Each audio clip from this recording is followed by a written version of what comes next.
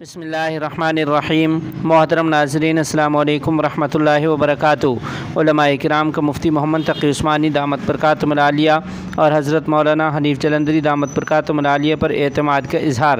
وفاق المدارس العربیہ پاکستان ایک شاندار اور بے مثال ادارہ ہے اور اکابرین کی جہد مسلسل کا وقی تعلیمی بورڈ ہے جو ہر دور میں انمول رہا ہے۔ ان خیالات کا اظہار وفاق المدارس العربیہ پاکستان کے سالانہ امتحان کی مارکنگ کے ممتحنین حضرت مولانا حفیظ اللہ، مولانا محمد اعجاز، مولانا خالد محمود ضیاء، مولانا عبد الباسط، مولانا محمد اکبر، مولانا محمد نعیم، مولانا نجیب اللہ اور دیگر نے مارکنگ کے اختتام پر اپنے تاثراتی بیان میں کیا اور کہا کہ مارکنگ کا عمل ایک جانفشانی عمل ہے، تاہم اس عمل میں کسی قسم کی کوئی سفارش اور امیدوار کی پہچان کا تصور ہی نہیں ہوتا،